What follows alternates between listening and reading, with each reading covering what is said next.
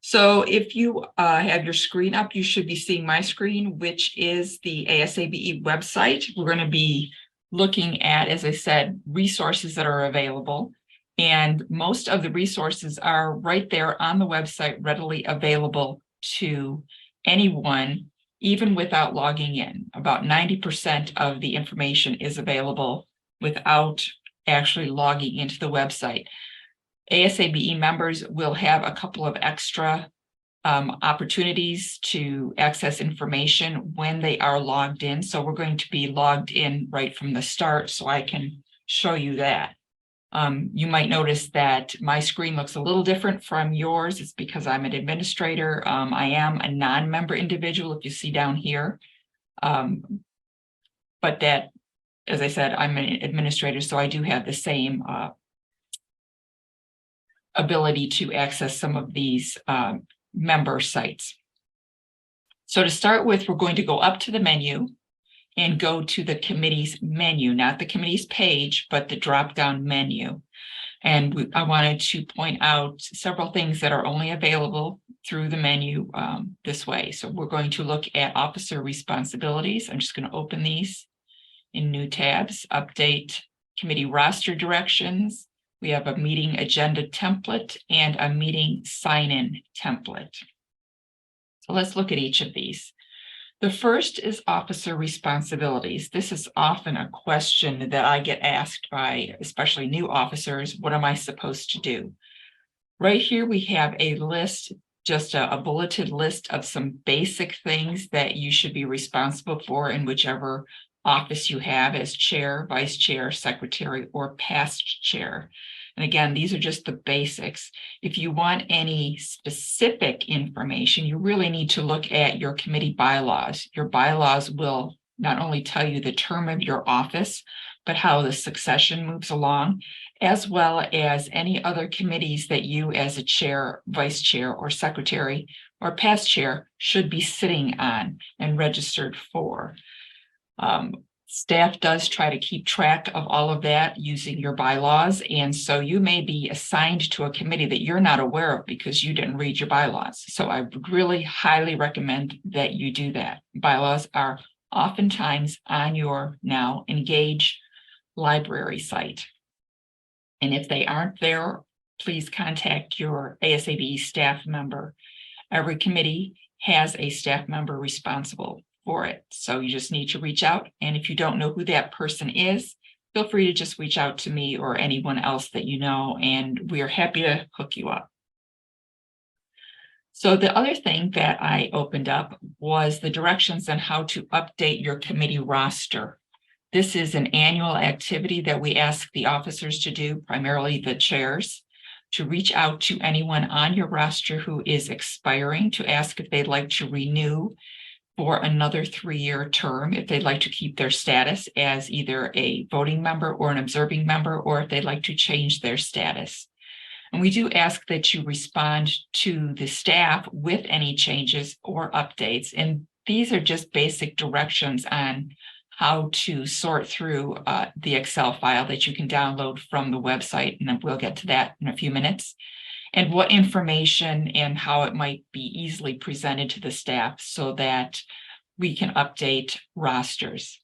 If you have people on your roster who are not changing, they're not changing their position, they are not renewing, you really don't need to tell us that. I have some committees that have well over 100 members, and I will get a roster that has updates, and I have to go through every single member to find out who's been updated. So color coding or identifying specifically really does help the staff.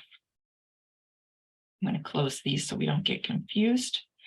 And then I opened up 2 other items that were on the drop-down, the meeting agenda template, which opened in my tray here. And this is a really handy tool that is available to you. Let me expand that. And what it is just a guideline, a template, as I said. So that you can start with some guidance on how to plan your meeting. If you see here, there's a lot of red. The red are directions for you to tell you what is going where. So when you are preparing your agenda, I would strongly recommend that you delete the information that is in red. I've seen some agendas come out with all of this still attached to it. But take the time to read everything on here. We've tried to put in a lot of different options because every committee is different. You need to go through each of the options, and if it does not apply to your committee, feel free to delete that. I'm going to go down to example, liaison reports. These are basic liaison reports from some of the upper level committees and councils. If you're not related to any of those, delete them. If you have other liaisons or representatives that you'd like to hear from, this is where you should put that information that is specific to just your committee. So again, this is just a guideline. Feel free to update this or change it as you need to. For technical committees, we do have a recording policy, which is up here. If you are not a technical committee, feel free to delete that. We also provide some basic information so that you can track day, month, year, where you were, etc. Also on the layout, you'll see we have the agenda listed on the left side, and then we have space here when you clear out all of the red for your secretary to note any of the information from your meeting. And we find that this is really a handy way to have not only your agenda, but the discussion that reflects your agenda on a single form that you can send out to your committee members. I personally find it very difficult when an agenda is totally separate from the minutes that I get. The minutes only have little blurbs from the discussions or decisions that were made, and I have no idea if we missed something on the agenda or if there was just no report because it was skipped over in the minutes. So this does allow you to have a copy of the agenda as well as what happened. Some things that we are asking committees to also do is to not only note who took your minutes, but down here at the bottom, to note the length of time for your meeting. Most meetings take place during AIM in the summertime, and as you may have noticed, our schedule is getting really tight. And so what we're trying to do is to schedule for committees exactly the amount of time they feel they need. But you don't know that until you've actually started tracking what kind of time you have used in your meeting. So we're asking you to start tracking that at the bottom. We also have some reminders about awards and notifications for our social media to our public affairs director, Dolores Landeck, or to our awards director, who right now, well, it was Sarah Rodriguez. She's now membership director, but we will update that when we have a new director. So anyway, this is available from that drop down, and it is there for you to modify as a Word document. I had a couple of questions. I see Scott seems to be answering. Can we do committee roster update survey during our committee meetings at ASABE AIM? Yes, you're more than welcome to do that. As Scott notes in the chat, we do encourage you to try and get this done before the meeting, because not everyone is able to make your meeting, and we do need to have the information shortly after the meeting. So it can become kind of a time crunch if you can't get hold of people. I'm going to open up our second document, which is a meeting sign-in. This is just a basic sign-in sheet. When you hold a physical meeting, you want to make note of who attends your meeting. And don't make an assumption that everyone who comes into your meeting wants to be on your committee. Some people are just visitors checking out your meeting and your topic, and they want to see if this is a fit for them, in which case they can ask to be a committee member, or they can just note that they're a visitor, just stopping in as a guest. But do gather all of their information. When you are holding a meeting, another thing that is important for you to do is to note your quorum. So it also helps that you have this information collected, and you can print out as many of these secondary sheets as you need. And Again, this is a Word document, so you can modify it at the top before you even print it out. Close that up. And we're going back to the committee drop-down menu again, because there are other tools and resources. Let me open those up.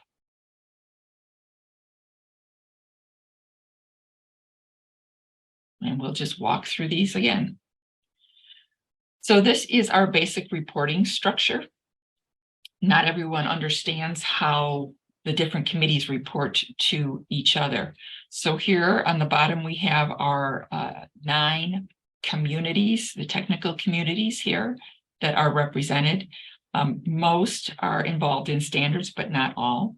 And the technical communities report up to the various councils. We have Publications Council, Meetings Council, Standards and Technical Council, and Membership Council. And the 4 councils report up to the Board of Trustees. If you wanted to have a further breakdown of how all of this works, that is also available in this technical committee organization. I'm not going to open that right now, but if you're in technical committees and you'd like to check that out, go ahead and do that.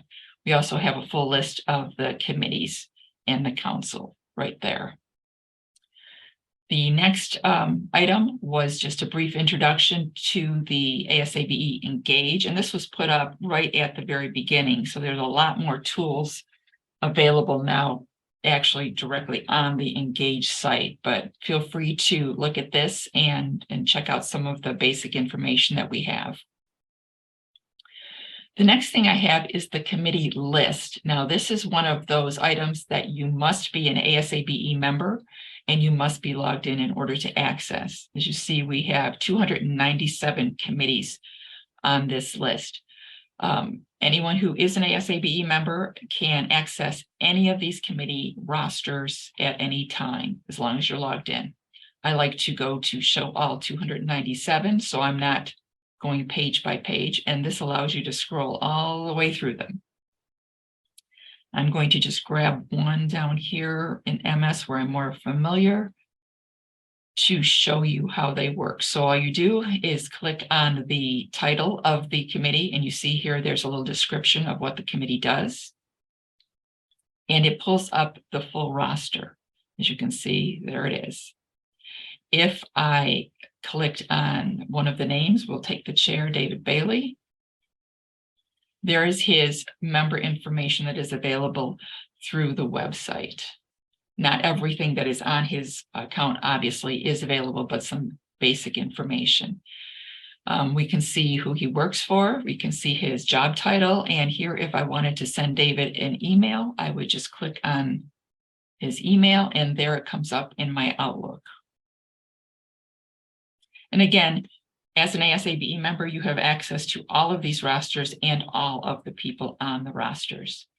Now, when you're getting ready to have your meeting or to start notifying people that they are expiring on your committee, you'll want a copy of your roster that you can mark up and adjust.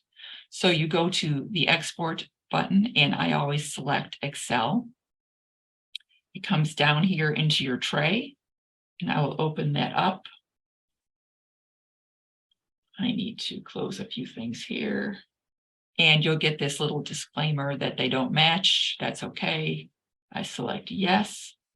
And there is the roster in Excel. And once you have that roster, you can start adjusting it. I always put on a filter, and that way I can filter or sort A to Z if I want. I can sort here if I want to find out who is expiring. I'll just click for the current year. And all of these people, their 3-year term is expiring, and I can reach out and notify them and ask them if they would like to renew. Let me come off of that. I also wanted to point out some of the other items here. We have the member type. This is really important. As an officer of a committee, you need to know who is an ASABE member and who is not. In this case, if you see NMI, that means non-member individual. That person is not an ASABE member. If you see AM, that is an ASABE member. You'll also see CM. CM is a member who is also a member of the Canadian Society, CSBE. And if you get your membership in CSBE as a Canadian, then you also automatically will get one with ASABE. So this person is a joint member of two societies. We have that agreement. So I wanted to point out that non-member individuals should not be officers on ASABE committees, because you otherwise are letting people who are not a member of your society decide how your committee is run and the priorities for your committee. So you really need to be aware of membership status for people on your committee. And some people may not realize that as an ANSI accredited standards development organization, we need to allow non-members to participate in standards activities. So you'll most likely find non-member individuals on the standards committees. Another thing that you want to be aware of too is the position, whether it is a member position or an observing position or a liaison position. Some are voting, some are observing. A liaison is always observing. They have voice but no vote. A member is voting. Observing, whether it's tag or otherwise, has voice but no vote. So you need to be aware of that when you're conducting a meeting, because an observing member should not be making a motion. They should not be seconding a motion, and they should not be voting on any motion. The same with a liaison. Now, a representative, let's see if we have a representative on this committee. I don't have a representative noted on this committee, but if you do have a representative from another organization or another committee, they are considered a voting member. So liaison is observing, representative is considered voting, and that should be in your bylaws as well. Do we have any questions on this? Does joint membership CSA, ASABE go both ways? No. You have to become a member of the CSBA, BE, and then you become a member of that through ASABE. And you can become a joint member, and you don't have to be Canadian to do that. We've had a lot of US citizens who become joint members if they're interested in the Canadian Society. How do they choose voting member from other type? Staff can add new members to any committee as observing. And if you're an observing member on a committee and you would like to become a voting member, what you should do is make a request to the chair of that committee so that it can be voted on at the next meeting, generally at AIM. So, and pull down real quick here on the meeting agenda template that I pulled up before. We have the review of the roster, and we can have a vote to approve changes noted and future renewals of members not in attendance. So this is where you would ask, I'm an observing member, I would like to become a voting member, and that can be addressed by the committee at that point.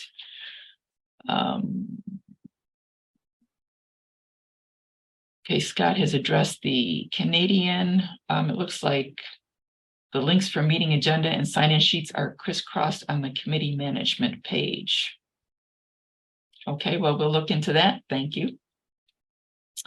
When in a meeting, we count number of vote in a physical meeting. How can we separate voting from non-voting members? You should have your roster available, and you should make sure people know whether or not they are voting or non-voting. So it's not just a matter of making an assumption that everyone knows.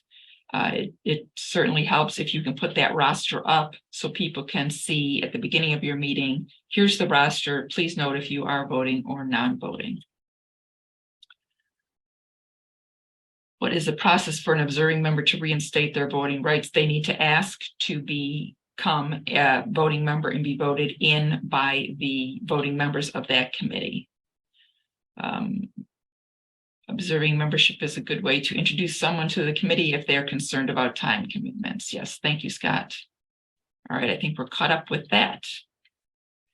And we have done committee roster. Do we have any other questions on committee roster? Okay. If they come up, let me know. So this one looks like I have to log in again. Sometimes we all get logged out. And this is another area that you do need to be signed in as an ASABE member to access. And this is the logo and branding information. So you can download the logo for use on any documents or slide decks that you're doing. We have some templates for documents as well as slide decks here, and backgrounds, etc. So this again is available to ASABE members via login. And then the last tab that I pulled up, these are the Board of Trustee goals and strategies. So it's always good as an officer to know what the Board of Trustees thinks is important, because then you can align some of your activities and discussions along these goals. And these are general goals that do apply to the entire society. They review these several times a year when they meet. We also have a metrics report that you can download. And I believe the updated one will be put up after their April meeting. So this is always a good place to check in just to make sure that we're all moving in the same direction. I'm going to close these right now so we don't get confused. We have another question. What are there balance requirements for voting member makeup on a committee, industry versus government versus academia? Good question there. We always have balance issues, balance concerns. Staff has to monitor the rosters. So there may be times when we look at a roster and we see that there are 10 people from a single company who all work together, who have been voted in by the committee itself, the committee members as voting members. And we do need to contact the officers and those people and let them know that there are limits per ANSI, that only 3 people from a single organization can be voting members on a committee.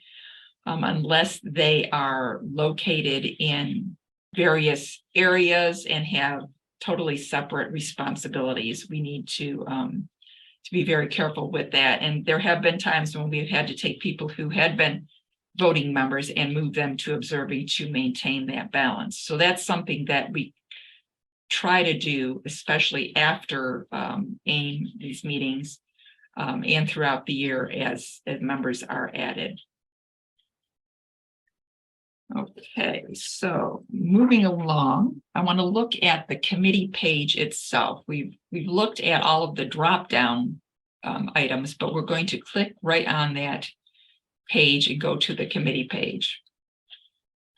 Now here you're going to find some more detailed information regarding committees that are available to everyone. Some of the search isn't as refined as I would like to see it. For example, if we're down here in the search area, you can only search by community and not by committee or by standard itself. So that's a little frustrating. But if you have some idea of what community you're going to, let's pick natural resources and environmental systems. I picked this community, and then all of the committees under that community will show. And we can load more to get a fuller list here. There we got the whole list of NRES. And if you click on any of these committees, let's pick one here, it will tell you what the committee does, what their purpose is, and then it will also list their standards and any open projects. Projects are listed with an X prior to the number.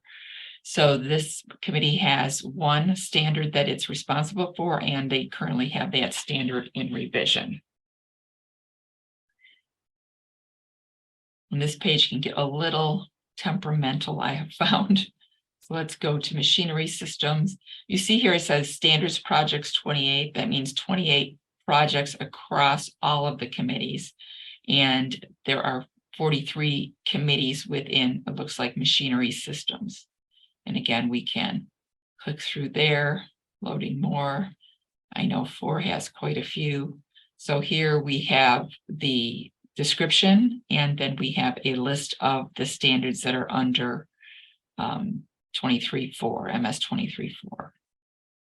So that's one way you could go to your committee and find out which standards you are responsible for. That's another frequent question that the staff tends to get. Up here at the top where it says featured committee profile, this is an automatic circulating list. I'm not sure how frequently it changes, but probably every day there will be a different committee that is noted here. And if they do have standards or projects, they will also be listed, as well as a little description. I also wanted to point out here over on the side where it says leadership training. Several years ago, Jasper Cunningham, who was our former membership director, and I put together a training that covered a lot of different aspects of leadership and expectations and how to move through your responsibilities. And I have just updated that to modify it from forums to engage. So that video is available to you, and it's about 30 minutes. And I also wanted to point out under here is another printout, and these are the slides from that video with the text so that you can download that and go through that at your leisure. As you see, we talk more about the organizational structure, how it's broken down. And then we go into standing committees and some of the hierarchy about it. We do repeat some of this information that we're going through today as far as resources and where you can find things. We touch briefly on publications and standards, and then a little bit on engage and making the most of that. We also talk about annual meeting information. Technical sessions is a really hot topic when it comes to annual meetings for committee members. And these are just some basics that apply every year. Jessica Bell is our meetings coordinator, and she is really the person with all of the final answers on everything. And then we go a little bit into facilitating your committee meeting, which I'm sure is probably of importance to some of you. And we talk about preparing for your meeting and basic procedures, following your bylaws, Robert's Rules of Order, and then how to facilitate your meeting, whether it's online or in person. Documenting your meeting is really important. Make sure you have minutes, someone taking those minutes, and then conducting a vote. Again, also very, very important. We also talk about rosters and why those are important. So this is really a good resource I would encourage you to take advantage of when you have some time. So do we have any other questions so far?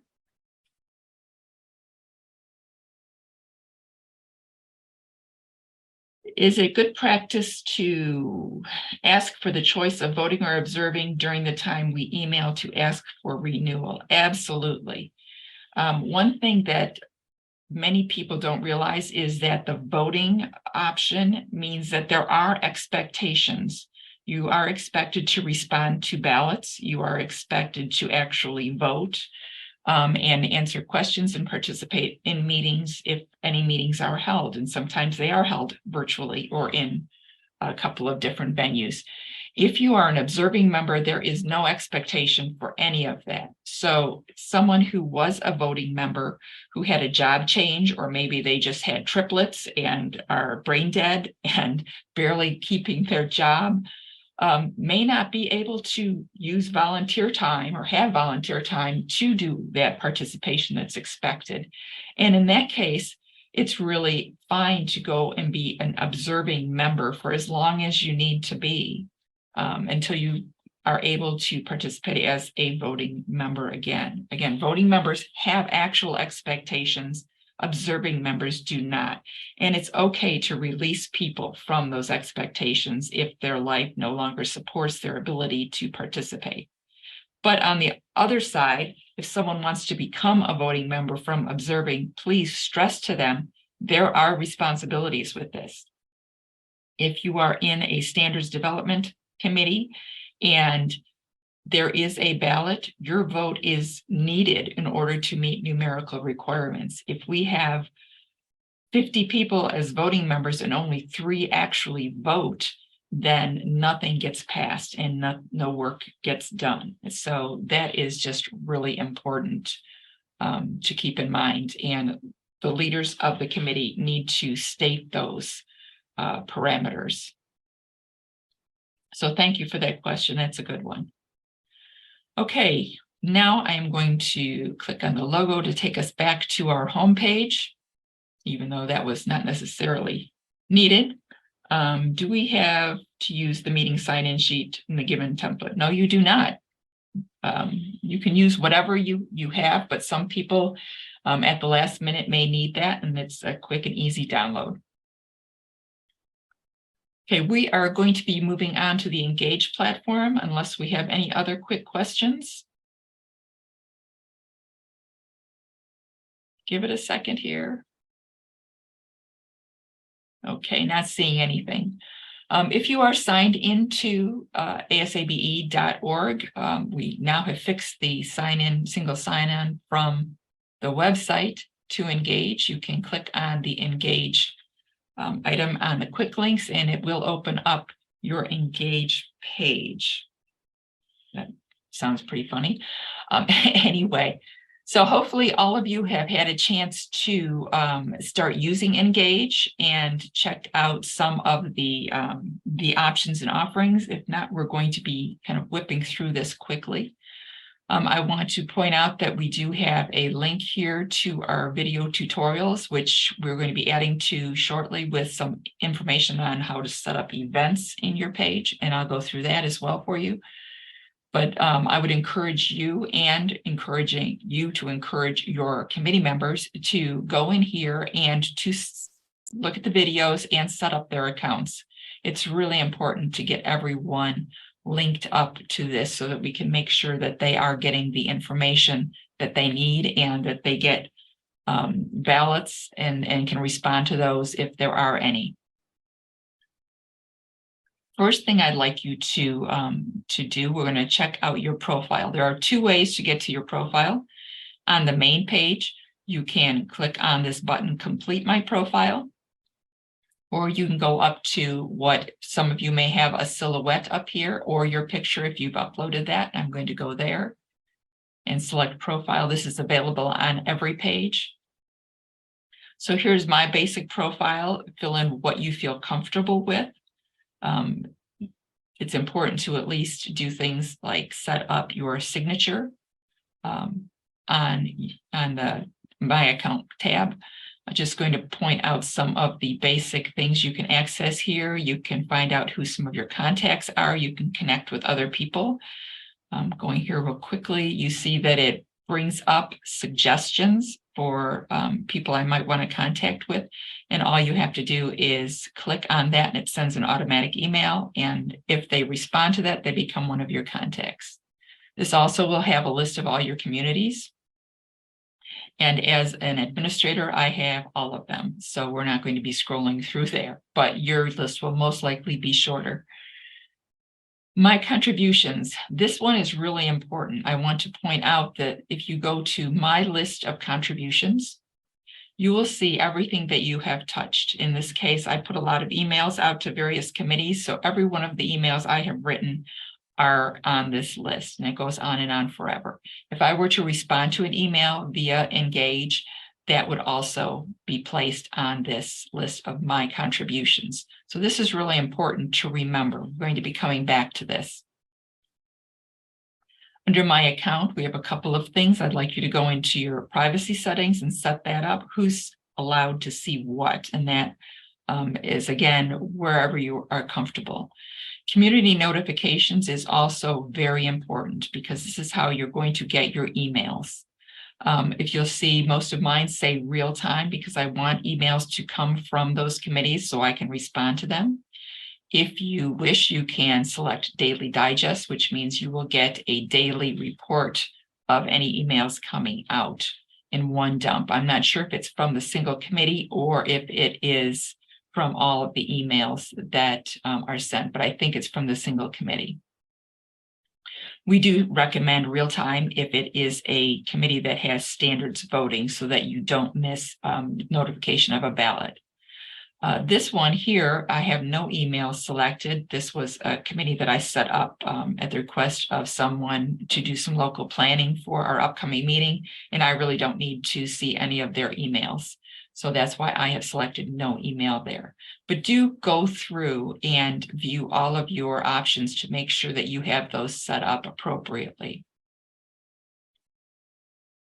Any questions so far? All right. I'm going to go back to home and go down to committees. So if you click on committees and communities, as I said, you're going to see all of the committees that you have access to because you are a member. There are a few that we are setting up that are open to everyone and you are allowed to join at will. I'm going to go down to one here, autonomous field equipment. This was a notification committee that I set up in forums some years back that just put out some information on autonomous machinery or research that came through. And we felt that this was a good one to set up as a self-join committee because it doesn't have any balloting. We don't have any officers. So we're going to use this as one of our examples. So on the committees, in Engage, what we have tried to do is to identify what the committee email is here. So there are a couple of ways that you can send an email. The first, I'm going to open up an email here. One option is to copy this email address that is noted on that page and put it in your Outlook or Gmail or whatever system that you use. This will send an email out to your full committee. So you don't have to log in every time. If you know what your committee email is, just go ahead and type it in. This is how staff oftentimes does their work. And that will be posted here where you see threads. This is an email that was sent out to the entire committee. So if I were to post this email, it would end up on this list. Let me close that. Another way to post an email is to start a new thread. Threads and discussions mean the same thing. We're not quite sure why they have two different terms here in this system, but they do. So again, what's your subject? It's going to obviously go out to the Autonomous Field Equipment Committee and put in your email. Your signature should be set up. You're signed in, so this is coming from you. And then what you can do, I'm going to make a test here because I want to follow through on one of our reviews. You can either save this as a draft if you're not finished. You want to add your attachment later, or you want to schedule this to go out another time. So I'm going to schedule this for tomorrow, and I'm going to select the time. Let's say we're going to send it out at 3:30 p.m. tomorrow, and I'm going to hit schedule. So that email I was setting up is now gone. This really threw the staff at first, so I want to show you where it went. We're going to go up to our profile and into my contributions. Remember, I said everything you touch is going to be listed under my contributions, and there it is. Here's the draft email that I have scheduled to go out tomorrow. So what I want to do is go in and edit it. I can finish it off. I can add that attachment. I can reschedule it. I can send it right away if I like. In this case, I am going to delete it as I don't need it now. But that is very important to remember. Under my contributions, my list of contributions, should you have a draft that you lose. Let's go back to committees and communities. Down to autonomous. So then we've talked about the homepage, threads, or emails, and then in library, we have all of the information that I transferred in from the forums account, and I have set up various folders, and we can set up subfolders under those as well.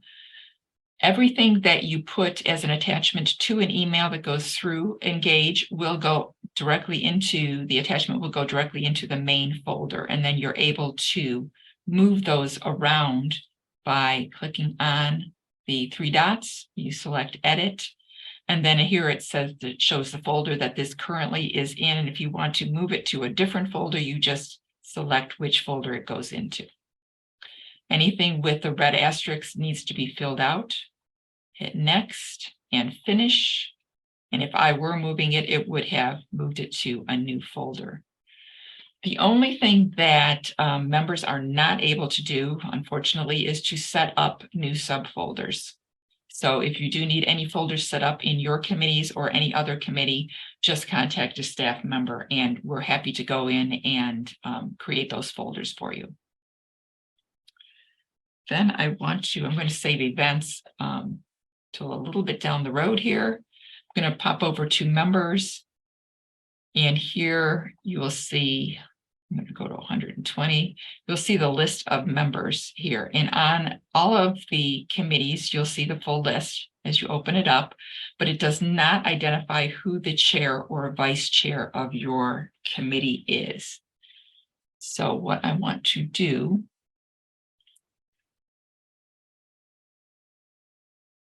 jump over to another committee. Here you see we have the committee email for MS 2363, just as we had it in the other autonomous committee. But we've also noted here the chair, the vice chair, and the secretary of this committee and their terms of office. And we've done that simply because in the member list, they do not have the opportunity to identify those people and their office. So we've done that. That's kind of our little workaround. I wanted to show you the workspace tab. This is where all balloting is going to be taking place. It always defaults to documents, which we are trying to sort by the projects that are being balloted. But I want to go over to roster here. And on the roster does show who the chair is, who the vice chair is. It's just kind of odd. This module is separate from the other 5 tabs. It's just an add-on. So we do have some similar information, but nothing cross-references very well here. So the documents are all separate from the library documents. The roster, while the same, is somewhat separate. You notice here we have voter identified and non-voter. These are our observing members, and the ballots are for voting members. So if you are an observing member, you have access to see the ballots. You may download all of the information on the ballots, but you may not vote on the ballots. So here is a sample ballot that we put up. And if you are ineligible, it will say ineligible here and not let you vote. If you are a voting member, you can upload documents. You, as a member of the committee, whether observing or voting, you can download all of the reference documents. And if you're familiar with standards, we also have comment templates that we put on ballots, which can be uploaded with comments. If you are an observing member, all you have to do is go into documents and you would add your document filling out this form here. Say, put add, fill out the basics, add your file, and unclick this, obviously, so we don't have to send that out to everyone, and just add document, and your document will be added up to the correct folder, and we'll be able to see that. Let's see if there's anything else here. If you would like to go in and see how people are voting, you can select vote details. Tells you who voted, how they voted, and if they entered comments into the comment box. And this is all available for voting and observing members. And so here are the comments that were added, not the comment templates, but just comments that were added to community members.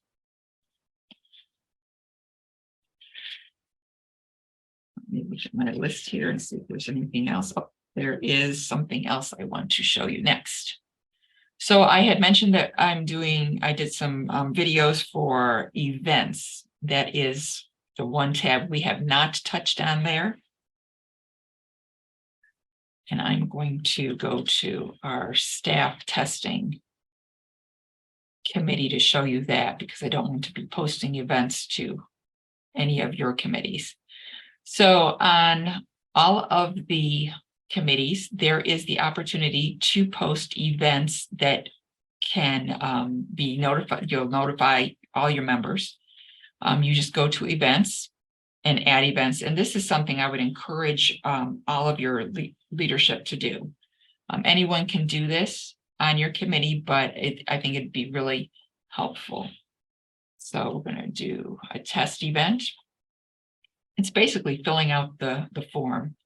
So under the event type, you'll see there are a lot to choose from, and that's very confusing. So what we're trying to do is delete those that we are not going to be able to use, and that's a process. So the ones that we will be keeping are committee meeting and repeating meeting. If you select committee meeting, you will have your committee automatically entered in here. And we want to display the event until the end date and hide it, and be able to search it until the end date and hide it. And then here we can describe what's going on. If your event has to do with an outside activity or website, you can put the website URL in here. If you don't have anything like that, that's fine. Leave it blank. It's not going to show up. If you have an image, say from that website, you can add that as well. We would encourage you to keep attendance as not required.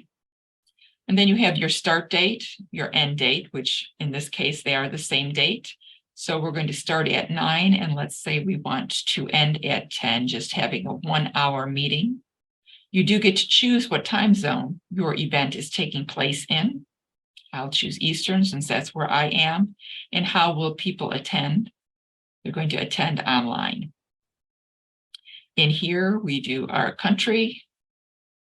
And then because you chose online, we can populate with the URL from the Zoom meeting. I'm just going to copy one that was from an old meeting I had, and some support information for login. There's my passcode and my meeting ID.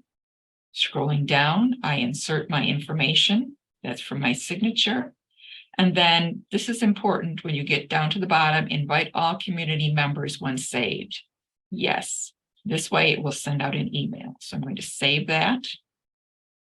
And let me go to my email here. And I will pull this up for you.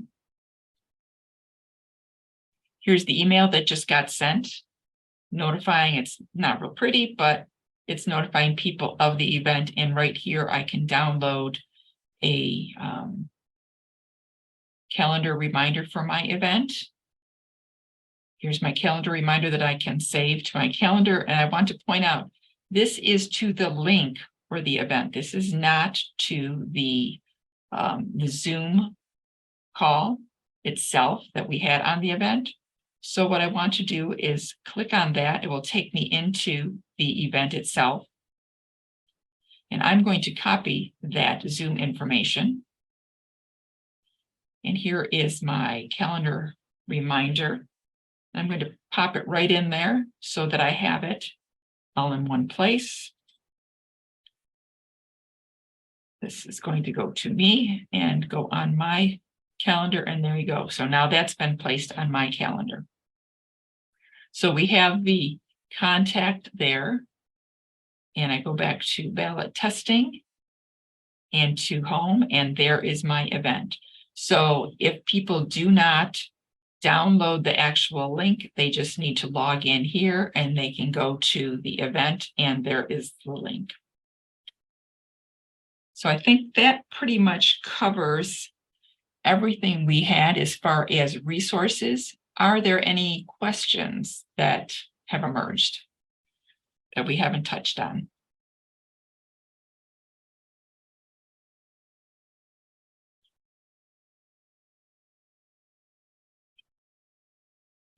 Okay, well, hearing none, I'm going to stop recording.